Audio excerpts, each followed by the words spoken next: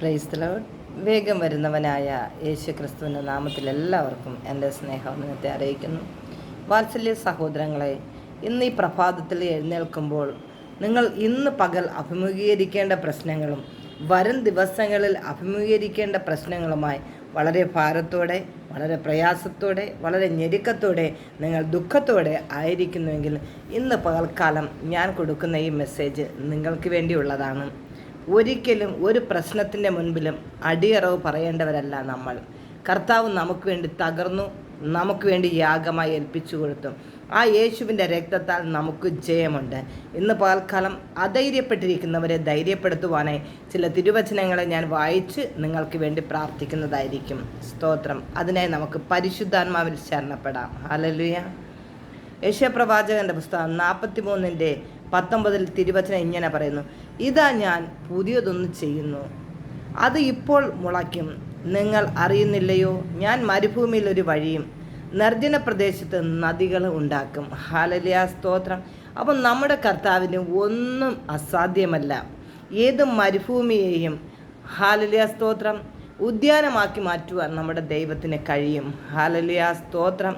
അതുപോലെ തന്നെ സങ്കീർത്തനം 34:18 തിരുവചനം പറയുന്നത്: ഹൃദയം നുറുങ്ങിയവർക്ക് യഹോവ സമീപസ്ഥനാകുന്നു, മനസ്സ് തകർന്നവരെ അവൻ രക്ഷിക്കുന്നു.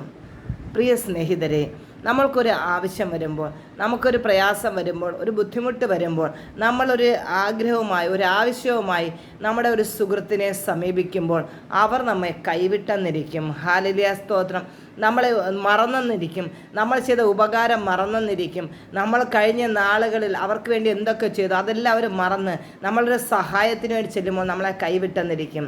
എന്നാൽ ഹല്ലേലൂയ, കർത്താവിൻ്റെ തിരുവചനം പറയുന്നു: ഹൃദയം നുറുങ്ങിയവർക്ക് യഹോവ സമീപസ്ഥൻ ആകുന്നു, മനസ്സ് തകർന്നവരെ രക്ഷിക്കുന്നു. ഇന്ന് പകൽ മനസ്സ് തകർന്ന് നീറി പുകഞ്ഞ് നീ ഓടി അലയുന്ന അവസ്ഥയിലാണ് എന്നെ കേൾക്കുന്നതെങ്കിൽ, വാത്സല്യ സഹോദര സഹോദരി, കർത്താവ് നിൻ്റെ സമീപസ്ഥുണ്ട്.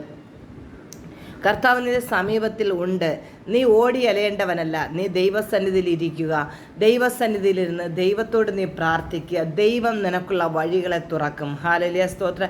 എബ്രായർക്ക് എഴുതിയ ലേഖനം 6-ാമത്തെ അധ്യായം 19-ാമത്തെ തിരുവചനം ഇങ്ങനെ പറയുന്നു: ഈ പ്രത്യാശ നമുക്ക് ആത്മാവിൻ്റെ നങ്കൂരം പോലെ ദൃഢവും സ്ഥിരവുമായിരിക്കുന്നു.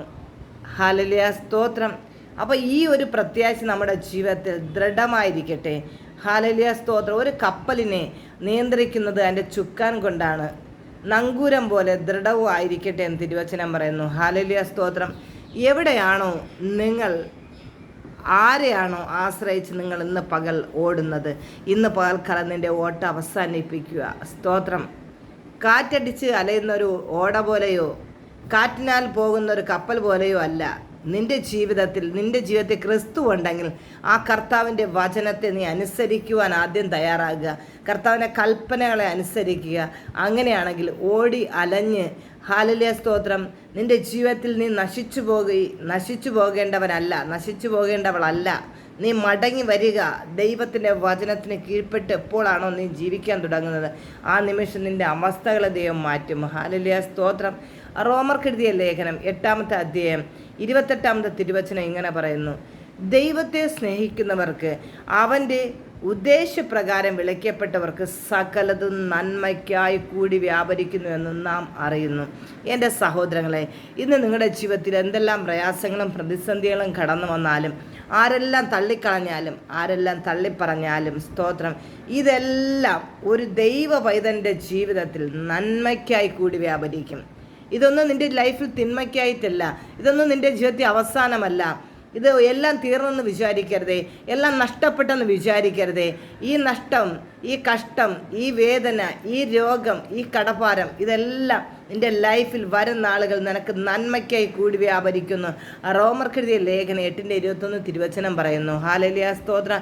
അതുപോലെ സങ്കീർത്തനം 27:1 തിരുവചനം പറയുന്നു: യഹോവ എൻ്റെ വെളിച്ചവും എൻ്റെ രക്ഷയും ആകുന്നു, ഞാൻ ആരെ ഭയപ്പെടും? യഹോവ എൻ്റെ ജീവൻ്റെ ബലം, ഞാൻ ആരെ പേടിക്കും? ഹല്ലേലൂയ. ഇന്ന് പകൽ ഭാരപ്പെട്ട് നിരാശപ്പെട്ടിരിക്കുന്ന പ്രിയപ്പെട്ടവരോടാണ് ഞാൻ സംസാരിക്കുന്നത്. നിങ്ങൾ ആരെയാണ് ഭയപ്പെടുന്നത്? നിങ്ങൾ ആരെയാണ് പേടിക്കുന്നത്? നിങ്ങൾ ഈ ഭൂമിയിൽ വരുമ്പോൾ ഒന്നും കൊണ്ടുവന്നിട്ടില്ല. തിരികെ പോകുമ്പോൾ ഒന്നും കൊണ്ടുപോകത്തുമില്ല. കർത്താവിൻ്റെ വചനം പറയുന്നു, നിങ്ങളുടെ ഹൃദയം കലങ്ങിപ്പോകരുത്. നിങ്ങളെന്തിനാണ് ഹൃദയം കലക്കുന്നത്? നിങ്ങളെന്തിനാണ് ഭാരപ്പെടുന്നത്? വിചാരപ്പെടുന്നത് കൊണ്ട് നമുക്കൊരു പ്രയോജനവുമില്ല. കണ്ണുനീരൊക്കെ തുടച്ച് ആശ്വാസത്തോടെ ഇരിക്കുക.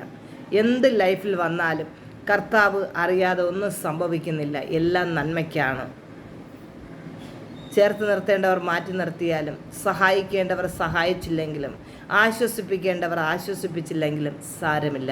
കർത്താവിൻ്റെ ഈ തിരുവചനങ്ങളെ ഓർത്ത് ദൈവസ്ഥലത്താണിരുന്ന് എല്ലാം നന്മയ്ക്കാണ്. എൻ്റെ ദൈവം എന്നെ ദോഷങ്ങളാൽ പരീക്ഷിക്കുന്ന ഒരു ദൈവമല്ല.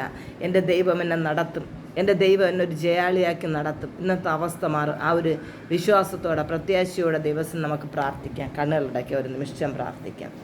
കർത്താവെ, നന്ദി നിറഞ്ഞ ഹൃദയത്തോടെ ഈ പ്രഭാതത്തിൽ തിരുപാദപീഠത്തിലേക്ക് അടിയൻ അടുത്തു വരുന്നു. സ്വദേശത്തും വിദേശത്തും വരുന്ന തകർന്നു നുറുങ്ങിയ ഹൃദയത്തോടെ എന്നെ കേൾക്കുന്ന അനേക മക്കളുണ്ട്. അപ്പാ, ഏത് വിഷയത്തിൻ്റെ മേലാണോ അവർ ഭാരപ്പെടുന്നത്, ആ വിഷയത്തിൻ്റെ നടുവിൽ സർവശക്തൻ്റെ കരം ചലിക്കുമാറാകണം. ഈ ലോകത്തിൽ നീതിയില്ലാത്ത കോടതികൾ, നീതിയില്ലാത്ത മനുഷ്യർ, കരുണയില്ലാത്ത മനുഷ്യർ, യേശുപ്പച്ച ഞങ്ങൾക്ക് നീതി നടത്തി തരുവാൻ സ്വർഗത്തിലൊരു ദൈവമുണ്ട്. ഗവൺമെൻറ് നീതി നടത്തി തന്നില്ലെങ്കിലും, കോടതിയിൽ ഉന്നതന്മാർ നീതി നടത്തി തന്നില്ലെങ്കിലും, കൂടെ നിൽക്കേണ്ടവർ കൂടെ നിന്ന് ആശ്വസിപ്പിച്ചില്ലെങ്കിലും, എല്ലാറ്റിനുപരിയായി ഞങ്ങൾക്ക് വേണ്ടി കരുതുന്ന, പരിപാലിക്കുന്ന, നടത്തുന്ന ഒരു ദൈവ സ്വർഗത്തിലുണ്ട്. അപ്പാ എന്ന് വിളിച്ച് ആ അപ്പൻ്റെ സന്നിധിയിൽ ഇരുന്നാൽ നിശ്ചയമായിട്ട് ആ അപ്പൻ മറുപടി തരുമെന്ന് ഞാൻ വിശ്വസിക്കുന്നു. ഇന്ന് പകൽക്കാലം തൻ്റെ മക്കൾ അപ്പൻ്റെ പാദപിടത്തെ മുട്ടുമടക്കുവാൻ, കർത്താവിൽ ആശ്രയിപ്പാനുള്ള കൃപ കൊടുക്കണമേ. ഇന്ന് പകൽക്കാലം തകർന്നു നുറുങ്ങിയിരിക്കുന്ന ഹൃദയത്തെ അങ്ങ് ആശ്വസിപ്പിക്കണമേ. ഇന്ന് ഈ പ്രഭാതത്തിൽ തകർന്നു നുറുങ്ങി വിലാപത്തോടെ ഇരിക്കുന്നവർ ഇന്ന് സന്ധ്യാസമയത്ത് സങ്കടമെല്ലാം മാറി അവർ സന്തോഷത്തോടെ ആയിരിക്കാൻ, അവരുടെ ഭവനം ഒരു സ്വർഗീയ ഭവനമായി തീരാൻ കർത്താവേ ഹാലിലെ ഉല്ലാസഘോഷം അവരുടെ കൂടാരങ്ങൾ നടപ്പാൻ തക്കവണ്ണം ദൈവം സഹായിക്കണം. കർത്താവ് എല്ലാവരും അനുഗ്രഹിക്കണം, മാനിക്കണം, ശക്തീകരിച്ച് ബലപ്പെടുത്തണമേ എന്ന് പ്രാർത്ഥിക്കുന്നു. കർത്താവ് അടിയൻ്റെ പ്രാർത്ഥനയായിട്ട് അങ്ങനെ തന്നെ ചെയ്യുന്ന വൻകൃപയ്ക്കാരും നന്ദിയപ്പ. യേശുവിൻ നാമത്തിൽ തന്നെ ആമേൻ. കർത്താവെ, സകല മഹത്വം അങ്ങേക്ക്. God bless you. Have A nice day.